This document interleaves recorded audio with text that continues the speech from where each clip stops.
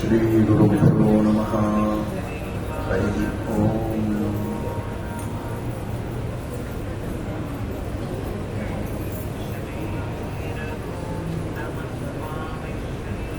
ಯತ್ಪದಂ ವೇದ ಸಂವೇದ್ಯಂ ಕಟಾಕ್ಷೇಣಾಪಿ ವೀಕ್ಷಿತುಂ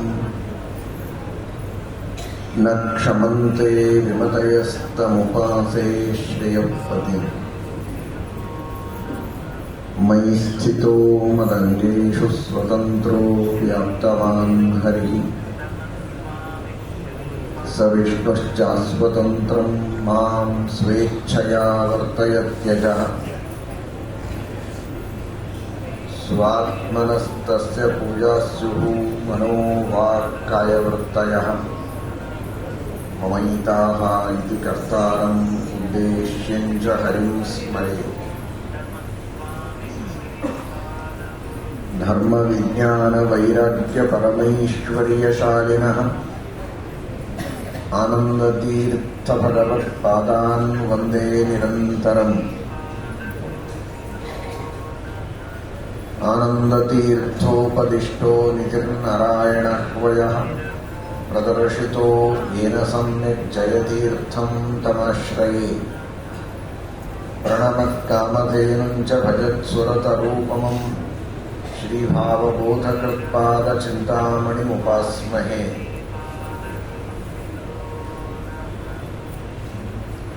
ಸತ್ಯಾಭಿಜ್ಞಕರಾಬ್ಜೋತ್ಥಾನ್ ಪಂಚಾಶದ್ವರ್ಷಪೂಜಕಾನ್ ಸತ್ಯಪ್ರಮೋದತೀರ್ಥಾರ್ಯಾನ್ Naomi ನ್ಯಾಯಸುಧಾರತಾನ್.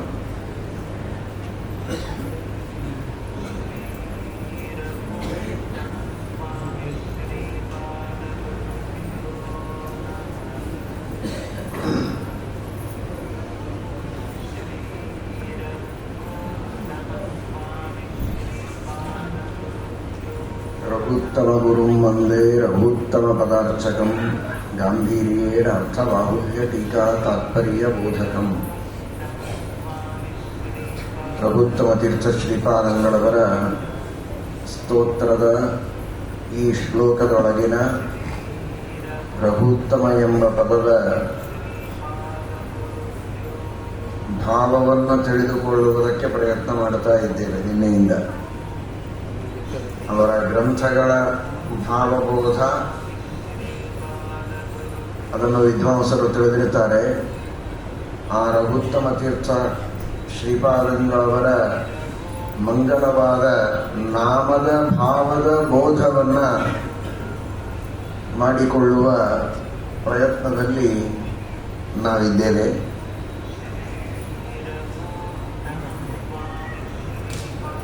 Raghuttama ತೀರ್ಥ ಶ್ರೀಪಾದಂಗಳವರ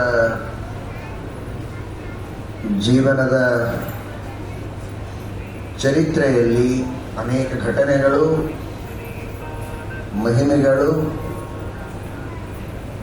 ಇತಿಹಾಸದಲ್ಲಿ ನಮಗೆ ಕೇಳಲಿಕ್ಕೆ ಸಿಗ್ತವೆ. ಅವರು ಮಾಡಿದ ಗ್ರಂಥಗಳ ಉಪಕಾರದ ಹೊರೆ ನಮ್ಮೆಲ್ಲರ ಮೇಲೆ ಅಪಾರವಾದದ್ದು ಉಂಟು. ಅವರ ನಾಮ ಸಂಕೀರ್ತನ ಮಾಡುವಾಗ, ಈಗ ನೀವು ಈ ಪರಿಸರದಲ್ಲಿ ಬಂದಾಗಿನಿಂದ ಕೇಳ್ತಾ ಇದ್ದೀರಿ, ಯಾವಾಗಲೂ ರಘುತ್ತಮರ ನಾಮದ ಶ್ರವಣ ಆಗ್ತಾ ಇರ್ತದೆ. ಶ್ರೀ ರಘುತ್ತಮ ಸ್ವಾಮಿ ಶ್ರೀಪಾದ ಗುರುಭ್ಯೋ ನಮಃ ಅಂತ ಕೇಳಿಸ್ತಾ ಇರ್ತದೆ. ಅದನ್ನು ಕೇಳುವಾಗ ಅವರ ಮಹಿಮೆ ಅನುಸಂಧಾನಕ್ಕೆ ಬರೋ ಹಾಗೆ ಒಂದು ರೂಢಿಯನ್ನು ಮಾಡಿಕೊಂಡ್ರೆ ಮಹಾಪುಣ್ಯವನ್ನು ನಾವು ಪಡೆದುಕೊಳ್ಳಬಹುದು.